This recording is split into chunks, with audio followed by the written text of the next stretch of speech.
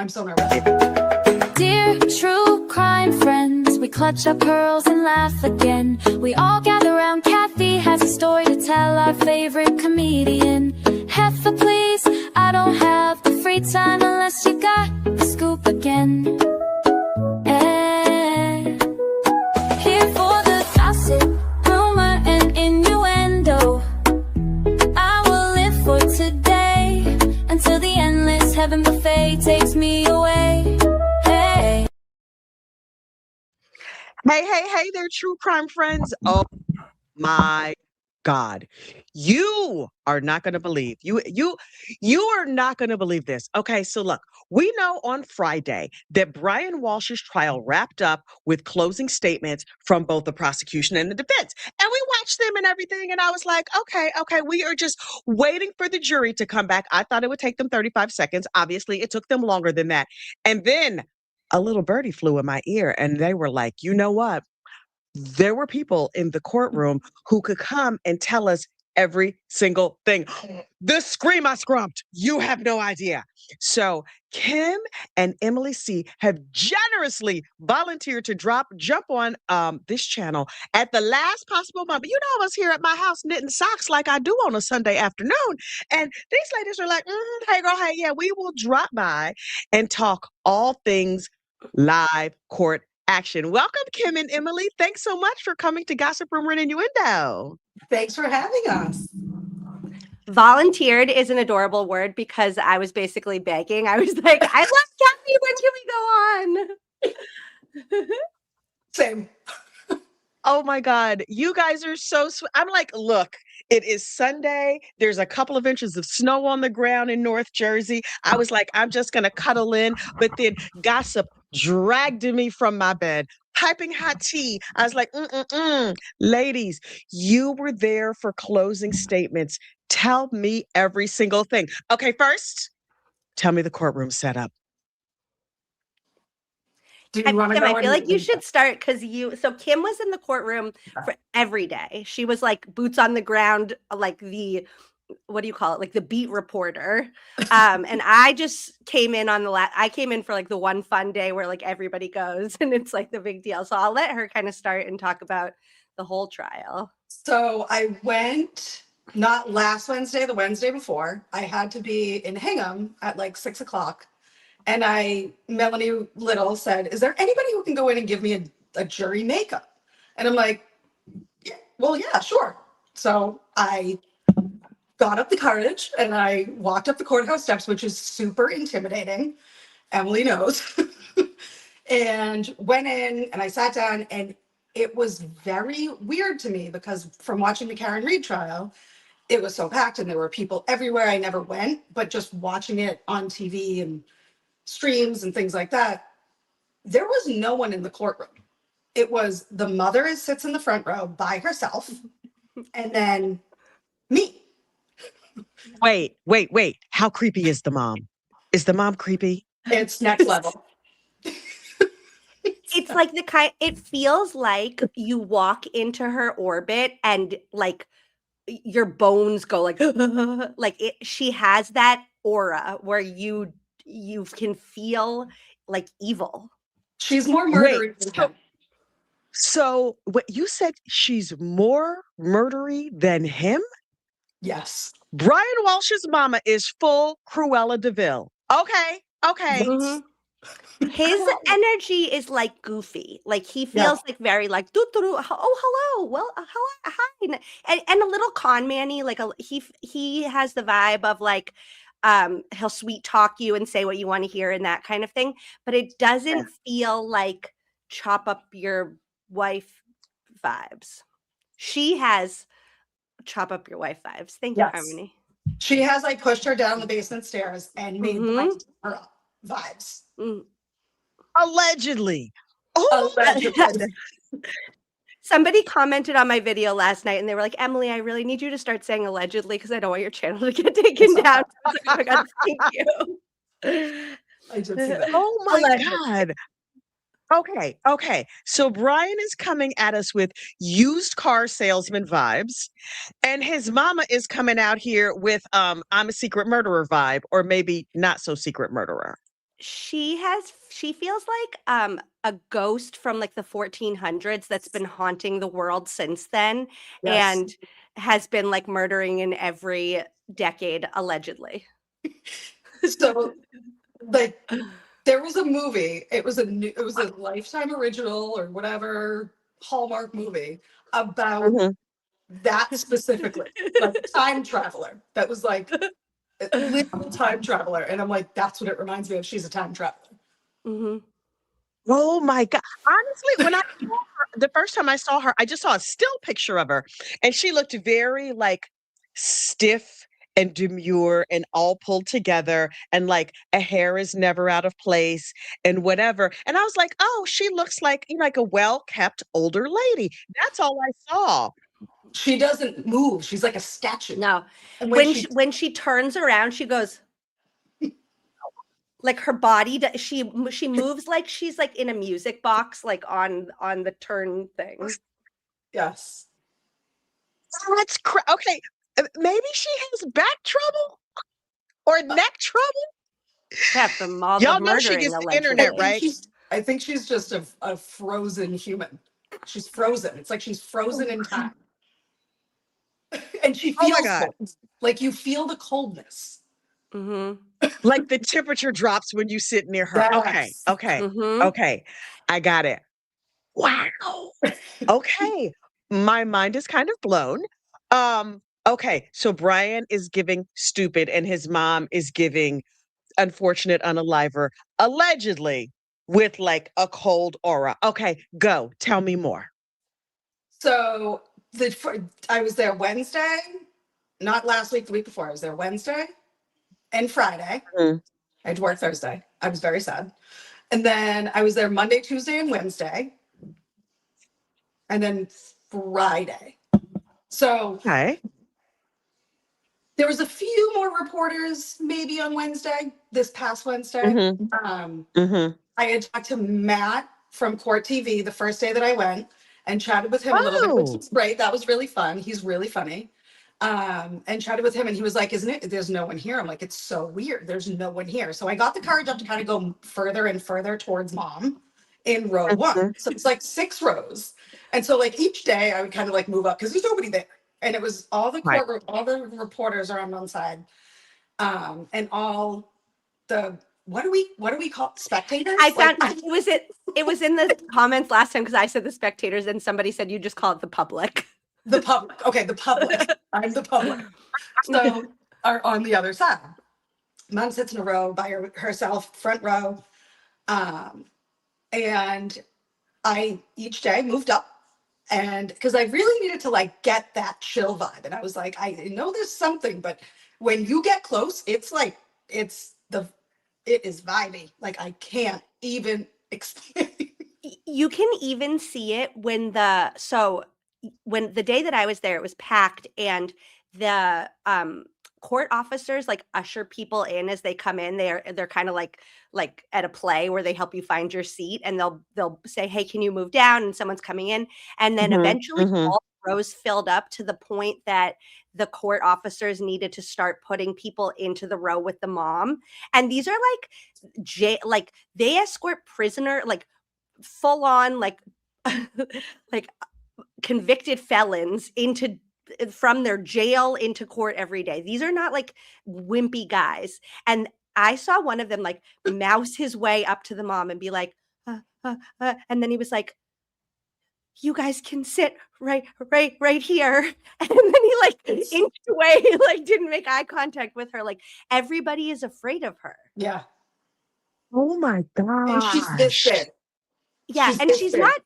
and she's not like doing anything scary. She's not like giving dirty looks to anybody. She's not saying a word. She's not Right. even really like looking at Brian at all. Like they barely interacted when they walked past each other. Like it's nothing that she's doing. It's just her. So I think the day on Friday when you came in, that was the only day that there was people in the courtroom, like a lot of people. And I think the vibe that you got from the mom and him, Emily, when you didn't see them like kind of make the eye contact, do the thing, every single day he walks in the same exact way. He gets to a certain point of the walkway, whatever you want to call it, and he nods to her. It's like Oh, very okay. robotic. And they do it, he does it on the way in and the way out. And I think you just didn't see it that day when he came in because he was like, oh my God, why are there so many people here? Okay, It's that makes sense. That's why it was helpful for you to like have your perspective of like what was different from like I couldn't get the full like what I was seeing in that moment. Like I don't know if it's if I can make it like a blanket statement about how they always are, but they didn't look at each other either way I when think he was that I saw. stunned that there were so many people. That makes sense. He'd not seen that at all.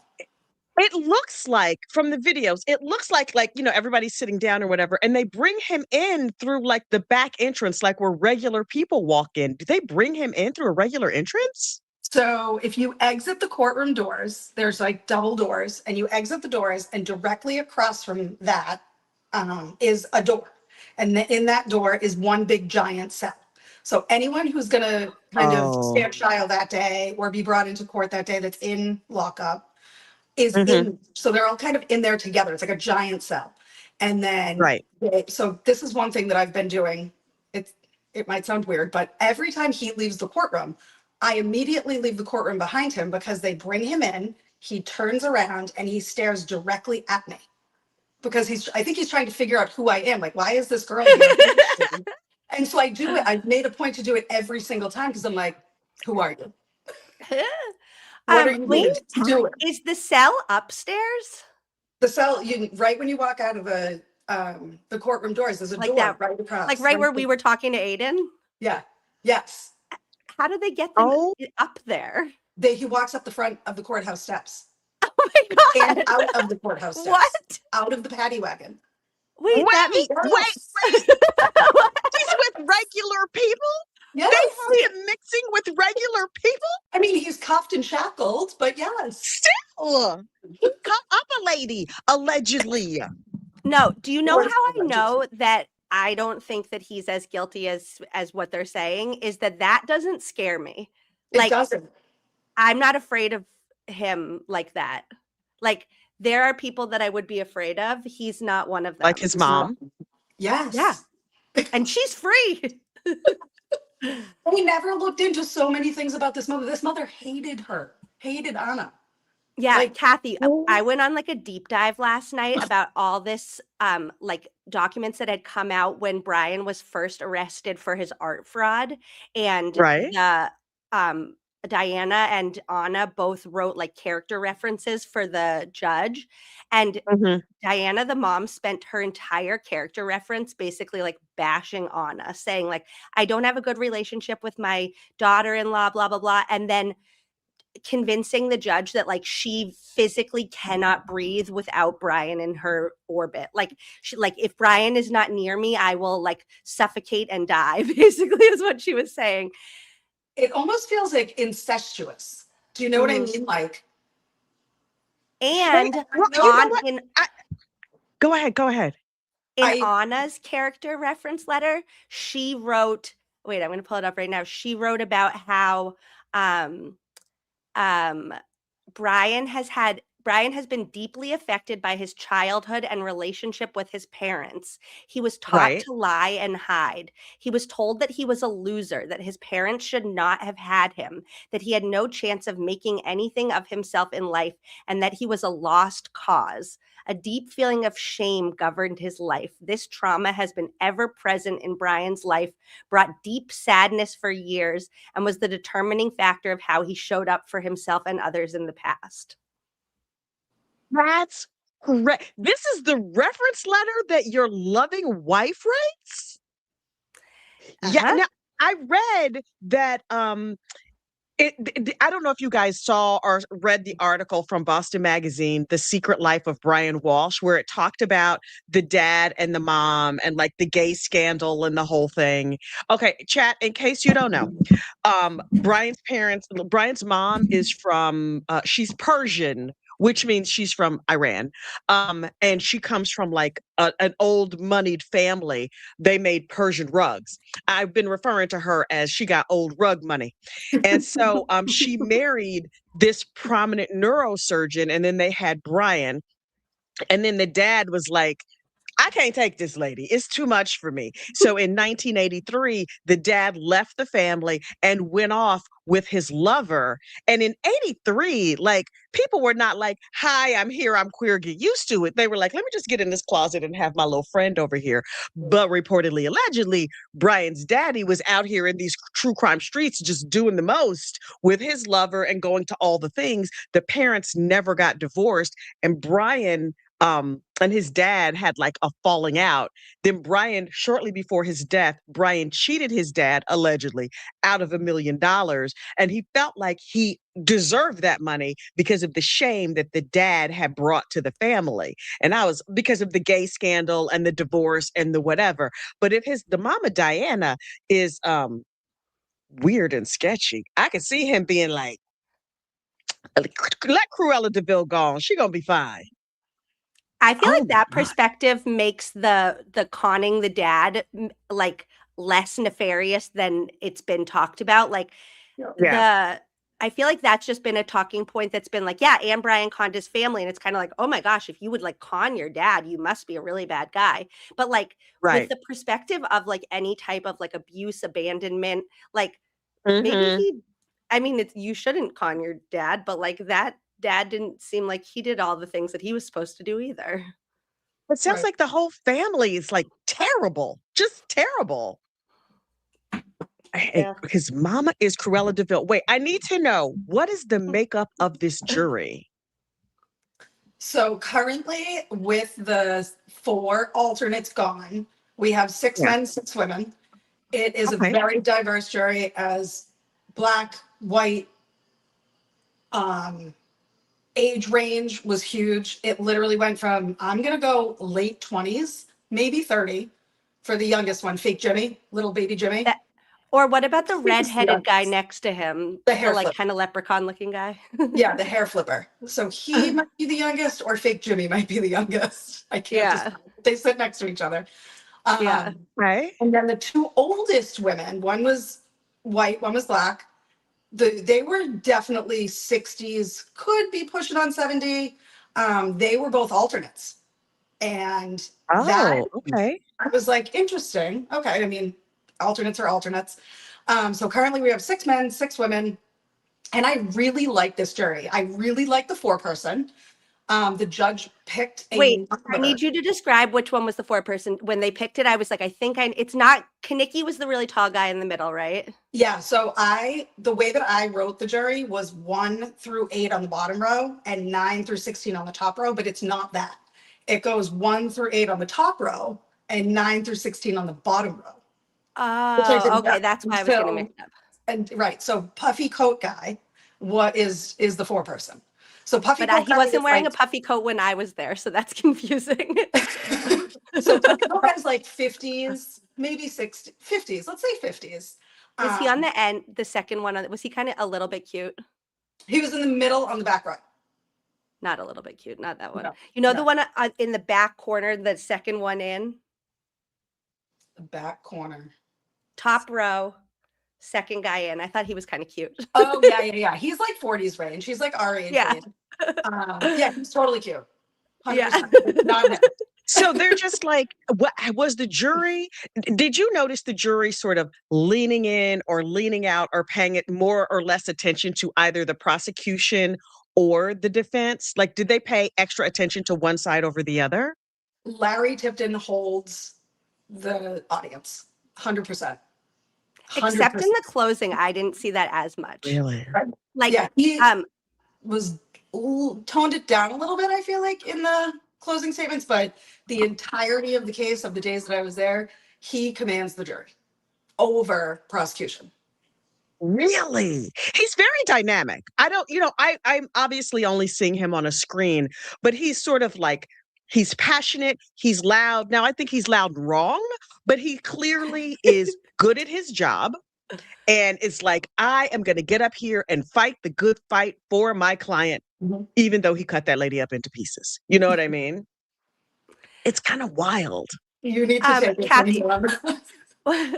when I tell you, when you see Larry talking that loud, he is standing 4 inches away from the juror on the end.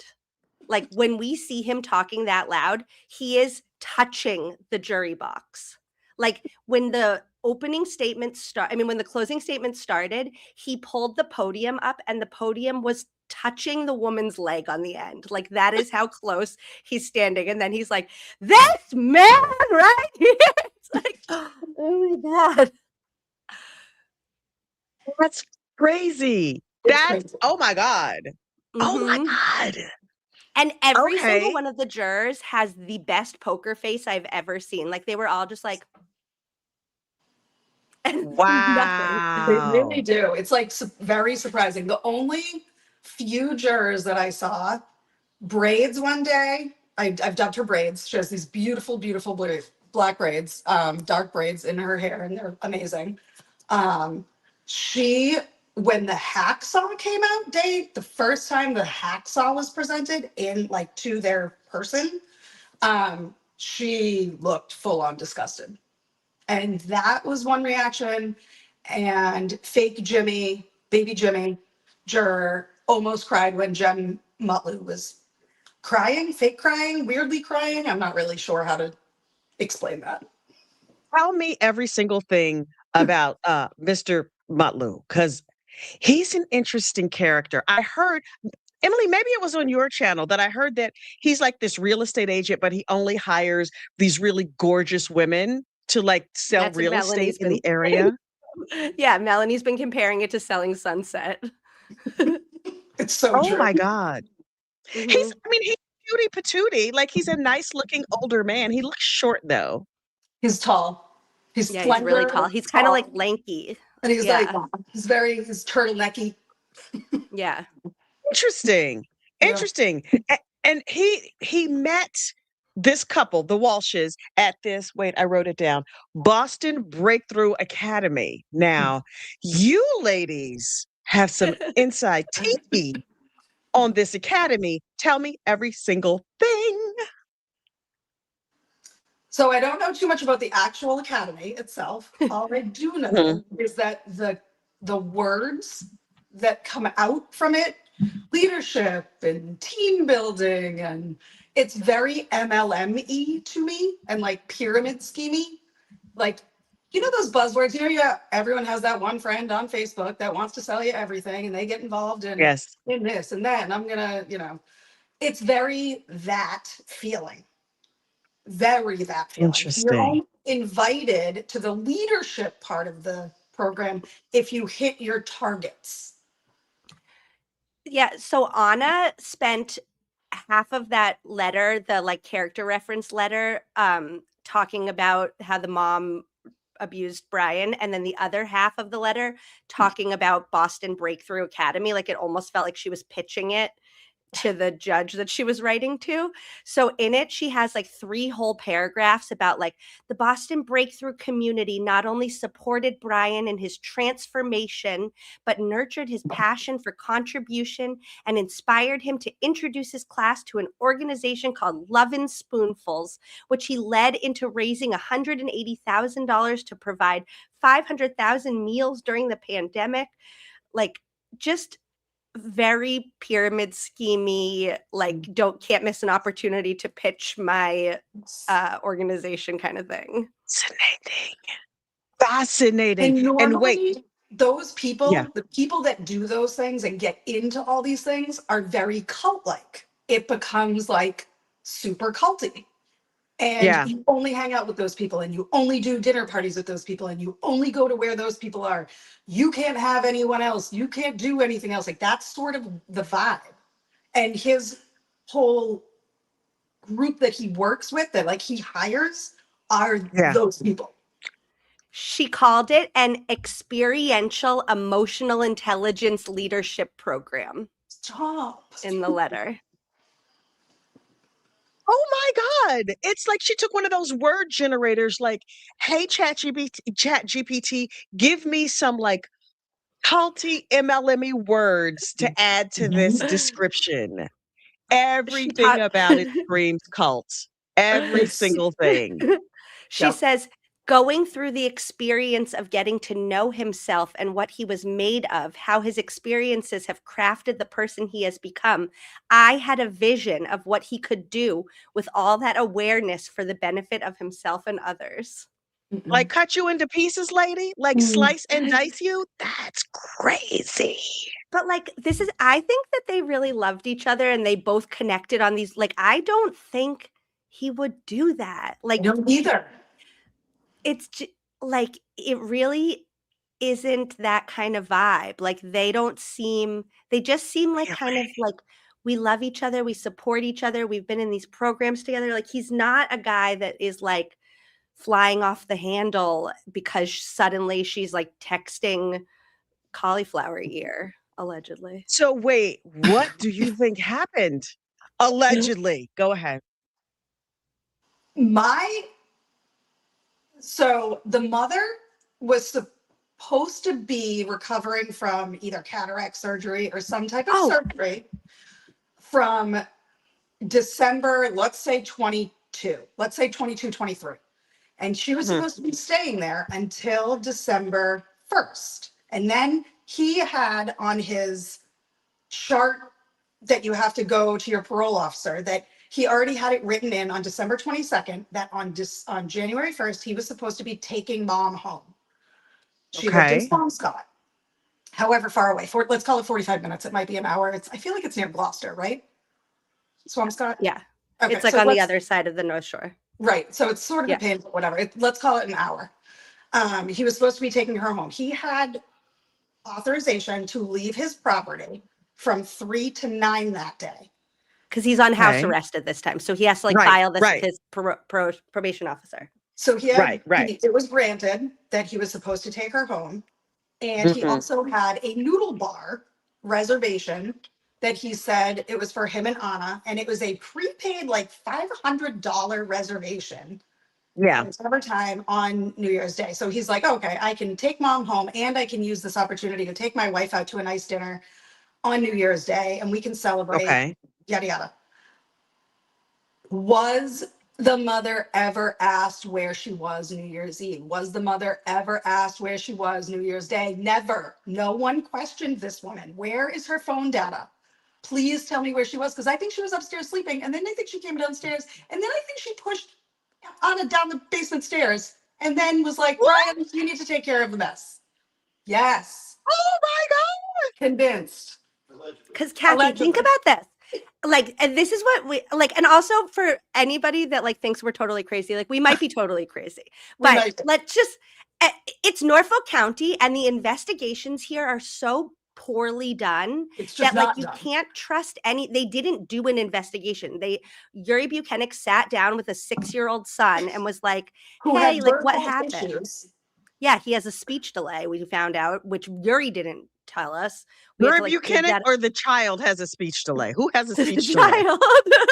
And probably Yuri. But so like the only reason why I even feel this like insatiable need to like poke holes in everything is because we've seen that they don't investigate. Like if this was like the Adelson investigation where it was like, oh, you pulled every like bus footage here and the neighbor's testimony and then this footage and then that footage, then I'd be like, okay, I'd take it at face value. You did all the work you were supposed to do. But all the evidence is based on these Google searches. And as we even know from like the statement they say at the beginning of when they introduce Google statements, like you don't know who made this. It's just the phone made this search. The phone belongs to this person, but like we don't know who is holding the phone. And think about this, like think about the like grown men, you know, like this is Brian Walshe was like a con man, a doofy guy, but he's a functioning member of society. He like gets himself up and dressed in the morning. He had jobs. He communicates with people. Do you think that man needed to make that many Google searches to figure out what to do with a body? He also raised his children. He was the only person taking care of those children. She entrusted him with those children every single day because she was in DC with her little mama Luke down there doing her thing. And he was up here taking care of those children getting them up, feeding them, getting them dressed, bathing them, taking them to, you know, all of their things. Like she trusted him with that. So Right. that's what seems to me. And okay, he went to Lowe's with a list.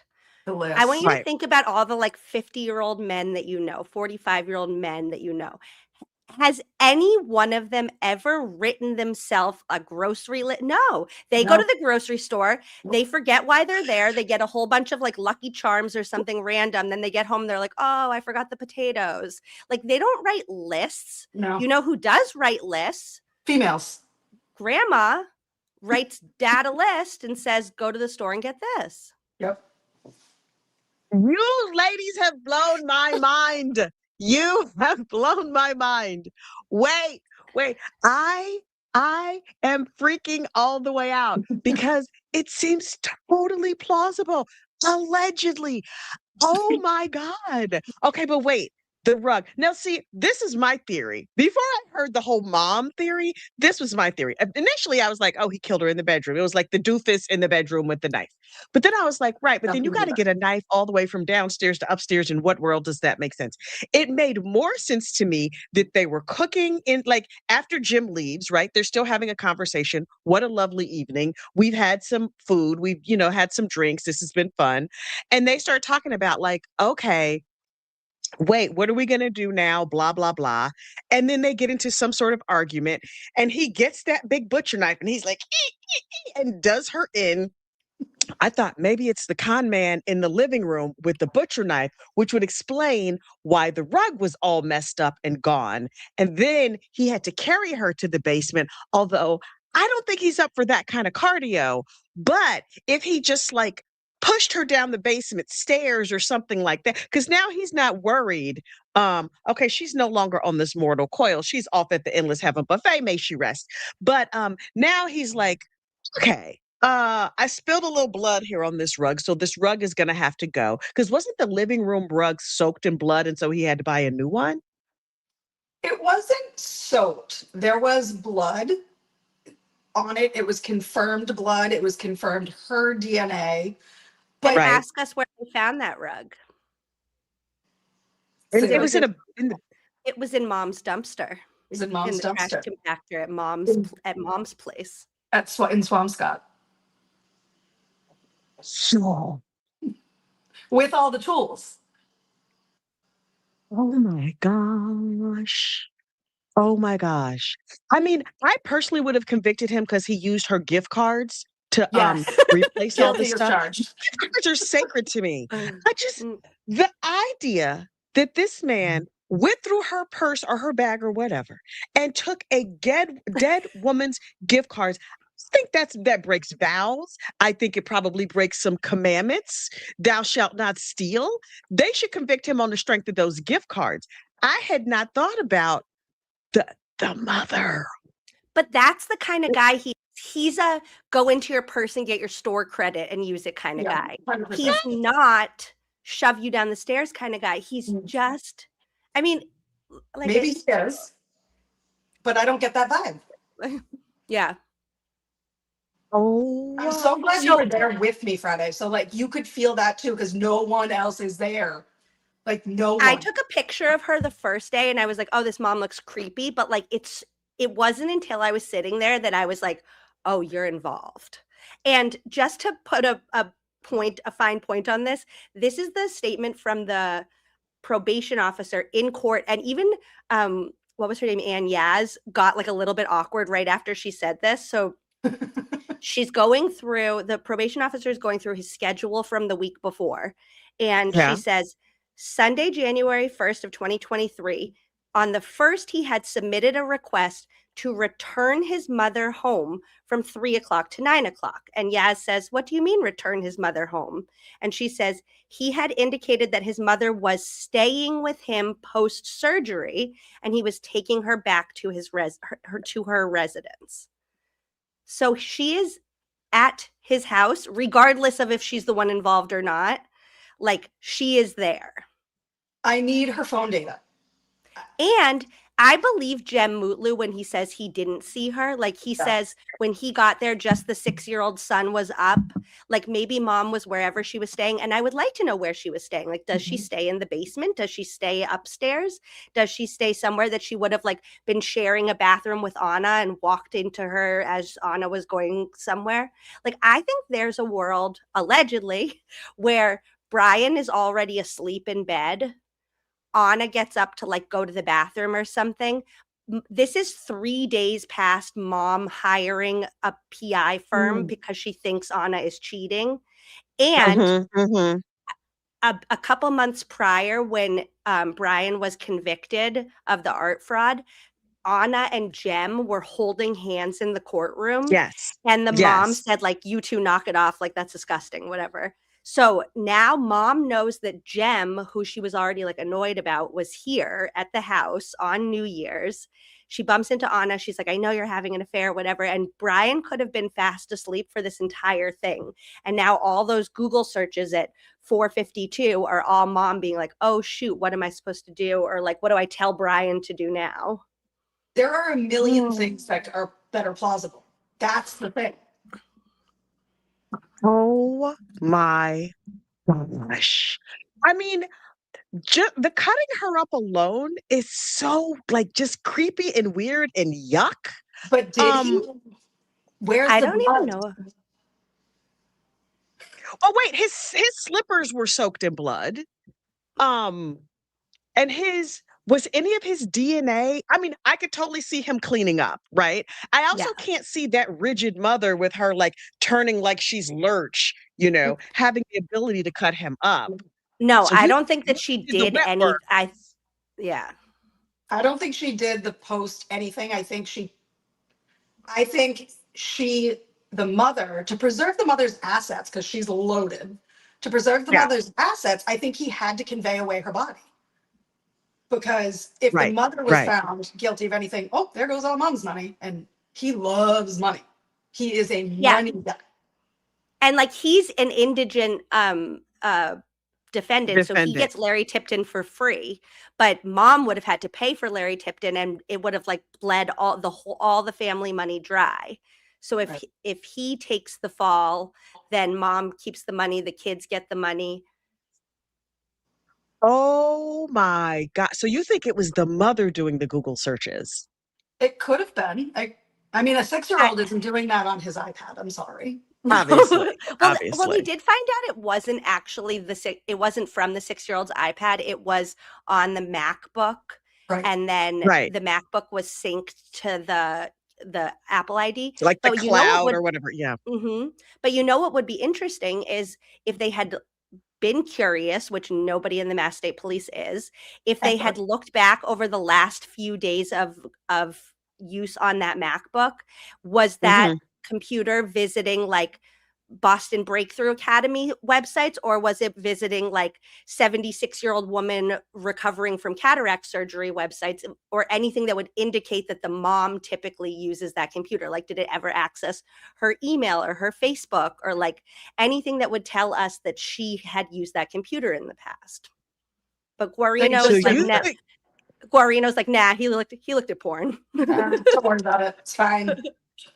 Oh, good. When they pulled up that search and the Tipton was just like, the defense attorney was like, I mean, that could have just been his favorite actress. It could be actress. I think Tipton did a really good job explaining away certain things. So like the divorce situation, he was going to go to jail. He was convicted of art fraud, and he had $497,000 of restitution to pay. I think Tipton explained that away really well when he said they were looking up divorce so that they can preserve the family assets. And I think there were a lot of things that he explained away really well that poke holes in the prosecution. That makes sense to me. Oh my, I'm suddenly seeing this case from a whole different angle. So at the end of the day, do you think he'll be convicted, and what do you think he'll be convicted of? You go first. I think he will be convicted because, number one, the jury isn't doing this like outside research that we are. The jury, we hope. supposedly isn't as like skeptical of the Mass State Police as I am now. Like they're kind of just like trust law enforcement. Law enforcement says this is what happened. We did this investigation. I do think, just for the credit where credit's due, I think the Cohasset police did a fine job. Like Schmidt probably should have looked at that bag in the basement that had pieces of bloody rug in it, but like he was getting tired of hearing Brian talk about the JetBlue credit card, so I can understand his exhaustion.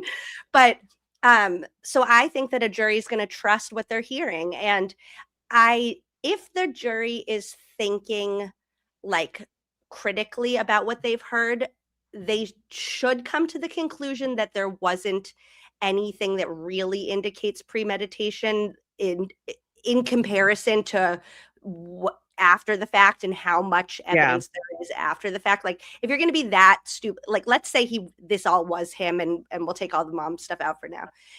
If you're going to be that stupid after the fact, you're going to do something stupid before. And the fact that there aren't searches like that before, I would say given the facts presented and the way the theory was presented, the correct verdict would be murder 2. Guilty murder 2, but like juries are weird, and like you really never know. So my takeaway, what do you think, Tim? My takeaway, there's zero premeditation. Zero. Yeah. Like a person who Googles all of these things, as Emily just said, is going to Google things previous to said crime. Right. Right. It was just, spur of the moment. I understand that premeditation can happen in the blink of an eye, and you had 1 second, and that can be considered premeditation. I don't think any of that can be proven. I don't think premeditation can be proven. But the jury slip is not guilty, guilty of murder 1, guilty of murder 2. If they can't even get to murder 2, there's no manslaughter. They understand that he conveyed away a body. He did not admit to chopping up her body. He admitted to conveying away a body and to lying to police through an investigation. And the media gets that completely wrong, and it makes me want to lose them every single time I hear it on TV. He did not confess to that. He did not admit to that. He did not plead to that. He only pled to conveying away and lying to police. So I feel like it's part of me. I want him to be convicted on something because obviously he did something. Yeah. I think murder 2 hopefully will be what they do, but they could very well come back not guilty or a hung jury. I feel like I'm swaying more towards hung. Well, and even if he is convicted, like the appeal, the case that he has for an appeal is like huge. It's basically like a get out of jail free card 100%. Because he had an attorney from the art fraud at the time when Guarino and Buchanan and them were all talking to him, and his attorney Tracy Minor made a written contract with the Mass State Police saying you can do an extraction of the conversations between Anna and Brian from the 25th to the 8th or whatever date it was. You can do the like one other thing, like one other kind of very limited little teeny tiny thing from this date to this date. And they said, okay, great, thanks. They did a full data extraction. They got all his location data. They got all of his Google searches. That is how they knew which dumpsters to go to. So all of the evidence that they got from the dumpsters came from an illegal search of his devices.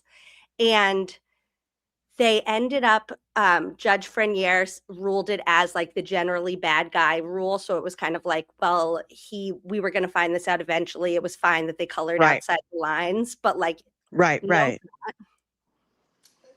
an appeal, that's see ya. That's thrown out on an appeal, in my opinion. That's fascinating because, I mean, listen, I did not follow the Karen Reed case at all. I know like sort of the broad strokes. I know headline information, and I was intentional about not following that case because it was so contentious and it was so messy and I wanted no parts of it. And so I come into this case not knowing much of anything aside from like memes that I've seen about MSP, right? Like some of the names I've heard and stuff like that, but I don't really know a whole lot about it. And so if I live in this community, right, and I'm just subject to what I see in the courtroom, because to me, a court case is not, did he do it? Did he not do it? A court case is always, what did the court prove? Or what did the Commonwealth prove? Did they show me enough evidence for A, B, C, 1, 2, and 3, right?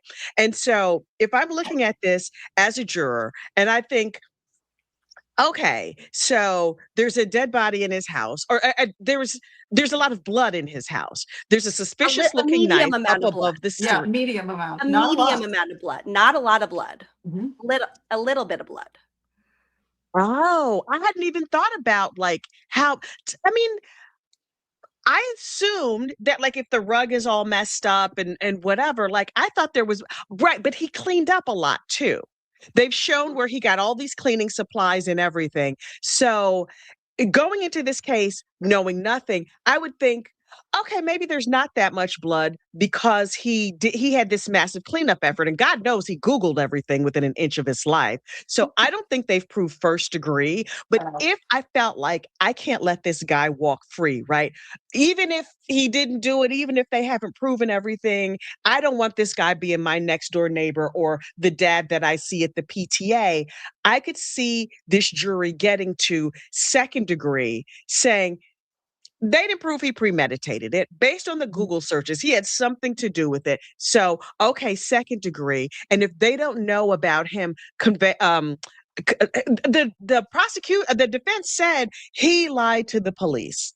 And when I first hear this guy, Tipton starts out by saying, yes, he's a liar. And yes, he has art fraud. It's like, in my mind, I'm like, oh, maybe you're not supposed to consider this, but this is a bad guy, right? He's cheating people out of money. He's lying to the police. He's doing all of these other things. His excuses don't make sense to me. Don't make common sense. Because if he's this avid Googler and they're like, something unfortunate happened to his wife. What do you do with the body? I'm like, you call 911. That's what you do. You don't go, oh, obviously I have to cut her up because that's going to hurt my kids' feelings if they find out that mom died. Like, they're probably going to be more damaged by the idea that you sat here with a hacksaw and disassembled their mama. That's terrible. And brought his child to Lowe's with him. He was in the second. That's not great. The jury on that one was like, mm-mm. Yeah. The kid was like with the price gun. Like, the boy was 6. He was like, I'm ready with the price gun. Let me zoop some things. That was not a good look for the jury. But also, in the other aspect, certain parts about Anna that came out, about her not being with her kids on Christmas Eve, not being there on Thanksgiving. Yeah. She didn't get home until 8 p.m. on Christmas night. For your children who are 2, 4, and 6. After Christmas Eve passed, Christmas morning passed, 8 p.m. Christmas night. People don't like that. They did not like that. The jury, the females in the jury were like, people don't like an affair. Yeah, I thought it was the whole being away with the lover for Thanksgiving. I was like, yikes. Is it a cultural thing? Right. Some people were saying because she's from Serbia or someplace. Like, maybe Thanksgiving isn't a big deal, but she's been in the States for long enough to recognize that, like, even if that's not your particular holiday or historically your family didn't celebrate it, if in the community, all the kids at the school and all your friends and neighbors, everybody, even if you're just getting together with friends, like, oh, this is a big get together with friends and family holiday. Like, girl, that's not a good look for you. And the Christmas, I think it's more just to respond to some people saying, like, in the chat, like, for me, this is more trying to figure out how the jury reads it. Like, it's not, I'm more saying like the general public doesn't like the idea of women cheating, anybody cheating really, but especially women. The general public doesn't like the idea of a mom not wanting to spend every like waking second with her children. That's just kind of like in society. So I think that's just something to like keep in mind when the jury is considering like where they're coming down on this. Yeah, and somebody in chat said, "Do we even know if she was Christian as it relates to not showing up on Christmas?" Like I know Muslims who celebrate Christmas. You know what I mean? Like it's a time for the family to get together. Your kids are so excited, whatever. Um, a lot of the things that were brought out in this trial made Anna Walsh look like she was a bad mom. I'm Mhm. not saying she is a bad mom, but I can Right. see where people might get there saying, well, wait, she was with her boyfriend on Thanksgiving. She, sort of blew off Christmas. That is absolutely not an excuse to unfortunately unalive her. That's absolutely horrible. But the whole we're not a religious family and we are devoted heathens at my house. But Christmas is a big deal, even when the kids were little, because it's just like, oh, the presents and the brightness of their little eyes, when the kids come down and see their stuff. And her children were so young. It just seemed So, very Yeah. odd to me. I couldn't make that part of it make sense. Why she would skip these major holidays to be with this guy. so And her, it wasn't Nobody real. should have taken her life because of it, but no, I agree. yikes, But you have girl. to remember, like, so Cohasset, Massachusetts. I grew up in Hingham next door, right next door. Yeah. Their house, their original house on Jerusalem Road was on my running route. Like I was probably in the grocery store at the same time as this man. Um, Mhm. and Cohasset is like, it's all full of lights for Christmas. It's all like there's events and Mm. there's downtown Hingham and Santa comes on the fire truck. And these are things like that I grew up with. And these are things that these young children who are 2, 4, and 6 will be Right, growing up with in this community. And right. to miss those things as a mother of 2, 4, and 6-year old is not normal in this town. It's not normal. Yeah, I yeah. don't care if you have a Family job thing. wherever. Right, right, right. That makes sense to me. And when I heard that she had missed Christmas, and I saw somebody in chat say that it was confirmed the flight was not canceled, It whether was it was canceled or whether it wasn't, like, she was with the boyfriend. ma'am. So one other thing I Right. wanted to bring up is like I do think that there is I think there's a double standard, but I think we would be critical of a man doing it too. I think people generally are more critical of women who prioritize like their career over their family. Yeah, for Um, sure. but there is a world that I can kind of get in her head of like, my husband can't work right now. He did this art fraud. He's stuck on house arrest. I have this like kind of Mhm. built-in babysitter right now where he's going to watch the kids for like a year, whatever. She bought the townhouse in DC with the intention of moving the family down there. She had the room set up for the kids. Like she was kind of like Right, building a life there and with the intention of moving the family. The whole part with Brian was like getting a little confusing because like, was he going to go to jail? Was he not? To right. me, that whole story arc plays more into giving mom a motive for any of this than Think of anything Donna else. Adelson. Because, like, Oh, her whole mindset was like, I literally cannot breathe without Brian and my 3 grandchildren. The idea that Anna wanted to move the family to another state away from her where she wasn't going to be able to see them would have killed this woman. She would have killed based on that. It is like so clear. So clear.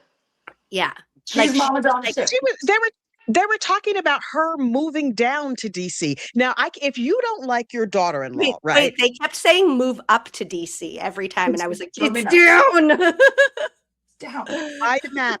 Buy a map. I mean, if you don't like your daughter-in-law, right? But your son is going to go and take the kids who are your sunshines, in the words of Donna Adelson. I can't imagine this mom being super excited to move to DC for this daughter-in-law's job, the daughter-in-law that she thinks is a terrible person or doesn't do whatever. Like that kind of makes sense to me that the mother-in-law would be like, no, no, no, no, no, no, no. I don't like this lady. I Especially mean, when they're picture like if so MGH-ish.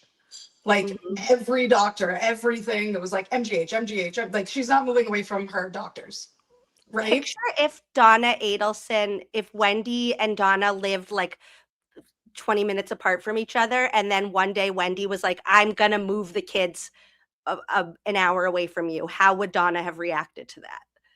Or Yeah, she not even would an have. hour, like states Yeah. away. Yeah. It is, to me, it is that. Mm-hmm. Oh, I had not. It's so wild to draw the Like, parallels between the Adelson case and this one, which things I had not thought of. There's a couple of I starred some chats over here. There's some questions. Hang on one second. Hang on. Okay, wait. We have some membership milestones. Ooh, my eyes. I cannot see a ooh, thing. Been gone for a few, but was finally gifted another membership. Yay. okay, Candace. Wonderful, wonderful. Um, Monica C1, member for 21 months. Thank you so much. That's awesome. Oh, and I grabbed this one, Allison Galvani, my father's alibi. Hello, friends. In case you don't know, my father's alibi has been, I don't know the right words, has been trying to get the case investigated of did her father end her mother, and her father was recently arrested. I heard about it on Dateline. Honey, I was walking through Times Square and I said out loud, "What?" And a homeless man turned and looked at me and I was like, "Sir, mind your business." Like, yes, Allison. I'm writing it They were down. talking about it. They were talking about it over on Dateline. Thrilling. Okay, so Wow. hello to my father's alibi, Allison Galvani. Okay, question. What did they notice with jury when Mutlu testified? Thanks. Oh yeah, how did the jury react to Jim Mutlu's testimony? So the beginning of his testimony, everyone was very engaged. Everyone liked him. He was everything was believable. I think he's an honest person. I think his testimony was accurate, honest. And then we broke for break and we came back. He was very emotional. He was very emotional at the beginning. We broke for break, came back, and it was like a tangent. Like he went a different direction. Like he wanted to say what he remembered. He wanted to say she had marital problems and they wouldn't allow it because he couldn't remember exactly what she said. And even the judge multiple Right. times had said, it's okay if you don't remember exactly what she said, but sort of generalized. And he then said something about there were cracks in the relationship. And the jury was like, he's making shit up. Like that was the vibe. When he got off the stand after redirect and walked by the jury, they could care less what he said. It was really interesting. Really? Yeah. Like they were like, oh yeah, we sort of get you now. We sort of understand your MLME. That And what was about when the best friend said a lot of similar things? What she was the was jury's super reaction to her genuine. best friend? So she was super genuine. She is a good friend. I don't think she has anything to do with the pyramid schemey vibes.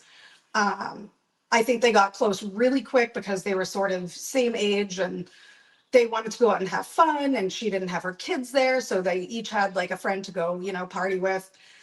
Right. The one thing that bothered me, and I don't know if it bothered the jury or not, but she said she was so upset that night and she was crying and she was talking about how upset she was, but she went and partied for 6 hours. Weird, Mm. I have right? some friends that cope like that. Okay. That's that. I understand that then. Okay. That one was weird. So interesting. But the jury really, really liked her, and I understand why they ended with her. Totally You understand. were She was the most sympathetic, like compassionate person you were going to put on the stand for her. Before we went live, you were talking about Jim's angels, all the ladies around Jim Mutlu. I need Emily to take this because Alyssa was one of them. Nailed it. Alyssa was a new addition because she was in the row and she wasn't, they weren't holding each other at the start, but they were at the end. So, okay. She got roped in. So for the chat. So we're sitting, the front row is the evil mother. Then the second row is us and some of Anna's coworkers, one of which hugged us. I think it's an MLM thing. And then the row behind us was like a man and a woman couple, then a woman, then Jem Mutlu, and then two other women, one of which was Alyssa Kirby. The second one, yeah. halfway through, so he started, Jem is just holding the woman's hand next to him, and they're like very like intensely holding each other's hands. It's like kind of like I'm Creep. holding your hand, like I'm like getting sucked into your body, kind of holding your hand. And then he started putting his arm around her, and then suddenly he was also putting his arm around the woman next to her. So like now he has this arm around two women, and now those two women have their hands like on him, and they're all crying. Like it was like a very emotional, like it felt funeral-y, like a little more emotional than I was expecting it to be, I think. And then on this, yeah. And then on this side, Alyssa and the other woman started like leaning in too. So now he has like 4 women, and this man starts holding everybody too. They had their hands like on his chest, like he had his hand across their legs. There was just like hands everywhere. And he was open mouth breathing, like he had his mouth like that. And anytime that the Commonwealth used his words against him, kind of like to say, anytime that Larry Tipton used Jem's words against him to defend Brian, he got like very emotional. Like he was like, oh, and he gasped and he was crying. And the same thing with Alyssa. Like at one point, Tipton was like, even Alyssa Kirby said, and Alyssa was like, I did not. And then he was like, I'm paraphrasing. Like he heard her. Yeah, it was weird. And they were, oh my God. Yeah. It's wild being live in court. It's the polar opposite of what you see on TV. Taking selfies outside. There's so much shenanigans happening back, like in the back room. Right. And then the woman that was not directly next to him, behind me and Emily, it was the second one. She had a black dress on. She had like this full hair and makeup. Full hair and makeup. I mean, to the nines. There was jewelry. There was this. And then she had like a leopard jacket. And I didn't know about the leopard jacket until I came back from lunch.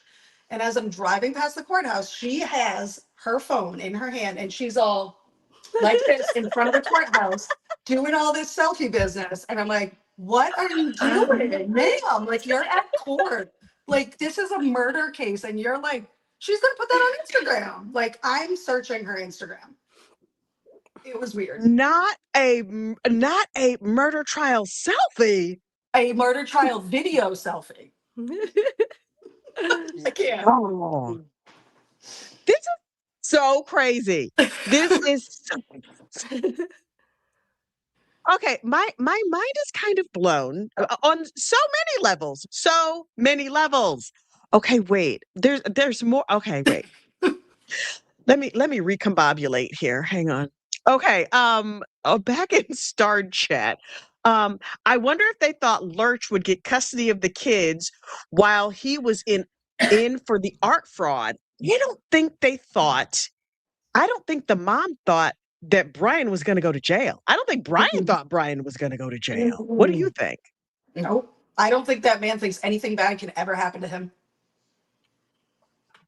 Well, he's in for a very, very rude awakening. If he has not had one already, let's see. Jenna Taylor, member for 1 month, says, either way, he's going to prison for dismembering her. Absolutely, absolutely, absolutely. Do you know how long you get for that? Like 10 years? 3 years? 3 years. For 3 years for conveying away of a body illegally. You get 3 years. 3. Oh my God. That's like not enough time to me. There are people serving way more time than that for like smoking a joint in a park. Thank you. That's crazy. Like, this is Massachusetts. Why do we still live here, Emily? Why? We have roots. The more I learn about these cases, the more states I'm afraid to go to. I obviously can't go to South Carolina. I've talked too much mess. Clearly, Massachusetts, the entire state, is off the table. I'm just going to stay in New Jersey and go to New York when I need to. That's it. Connecticut for now, till I find out something terrible there. Okay. Well, Northwest. Connecticut that are going to be real good. Which one is? So there's going to be one out of Connecticut where the mother kept her son her stepson locked up after the father died, and the Oh, stepson was yes. 36 years old and started a fire to get out. And he was Yes. 62 pounds when they found him, and he was 30 something years old. That's going to be, Yes. that lady's crazy. Yeah, she's 100 kinds of crazy. 100 kinds of crazy. Does anybody know what happened to the fancy brownstone? I'm assuming that means the townhouse that Anna bought? No, so the fancy brownstone was the Boston brownstone that Mrs. Walsh owned. It was worth Okay. 6 point something million dollars. She sold it and moved to Swampscott. And I believe this was in the middle of or during the same time as the art fraud case was going on. So was it to fund his situation? Unclear. Got you. Is Swampscott a nice area? The name of it, like I just hear swamp, you know what I mean? And it seems like but I don't know that Massachusetts. It It's is. really nice. Somebody in my chat last night said it's called Snobscott. Ah, okay. They're both Okay. both Cohasset and Swampscott are coastal towns. Just one's North Shore and one's South Shore, and they're like 2 minutes Okay. from water on Okay. anywhere you go. Okay, let's see. Um, how did the jury react to the boyfriend, and how, I guess that means did Brian and his mom behave during the questioning? That is an excellent question. So when the lover got up there, what happened? I wasn't there that day. I was at work. No. Your boss should have understood you needed the day off. I literally swapped. I was there on Friday because not this Friday, last Friday. I was there on Friday because I swapped and I took a Sunday shift just to be able to go to court on Friday. Yes. Dedication. And I've tried to get tomorrow covered, but I can't get it covered. But I don't think we're coming back tomorrow. I think they're going to come back Tuesday.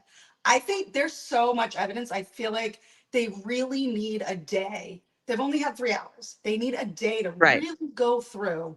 And I feel like Tuesday is going to be the day. And I'm praying because I had Tuesday and Wednesday off. So please, please Tuesday.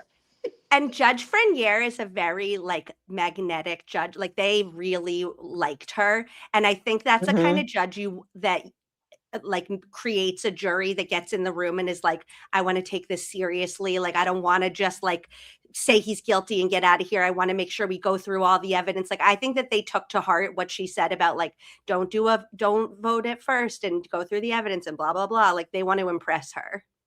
I agree. I want to I think impress her. watching them when they come in each morning and leave each day, the way that they sort of direct eye contact with her, there a lot of the females like in our age generation, like the 40s, 30s, 40s, 50s. I feel like most of the women are 40.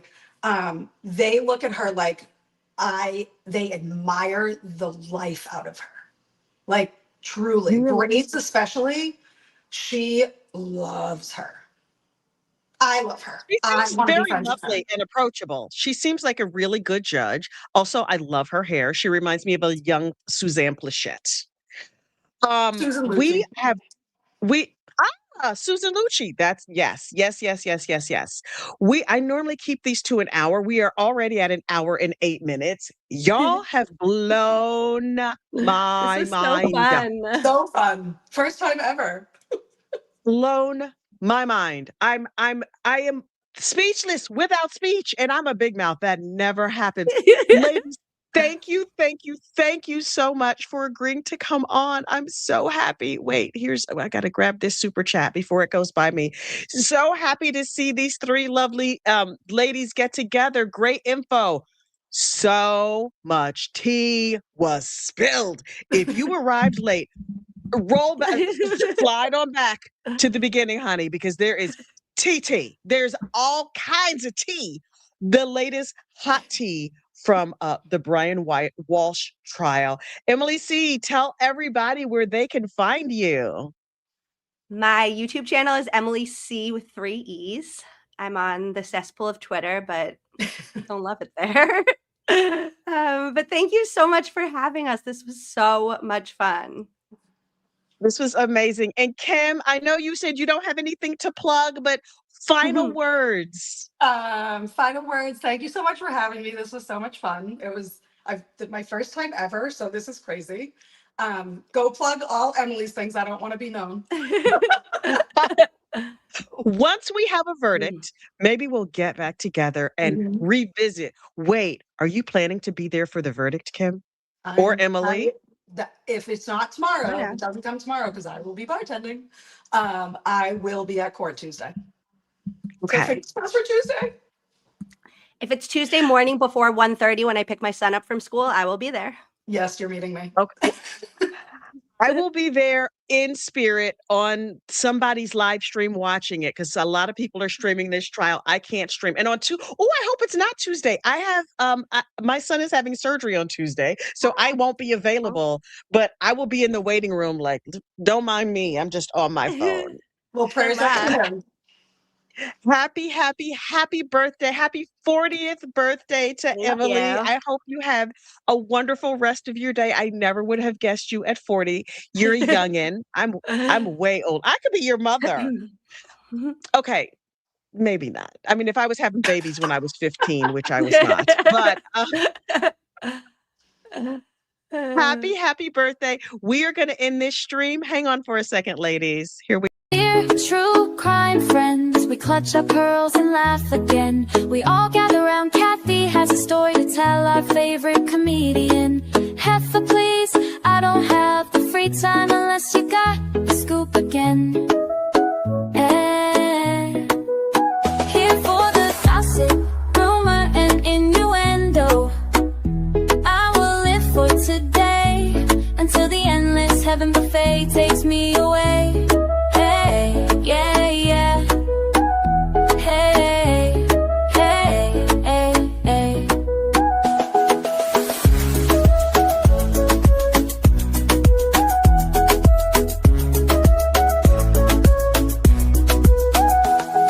The world is filled with chaos muppets that like people to kick the bucket from Idaho, Iowa, and everywhere in between.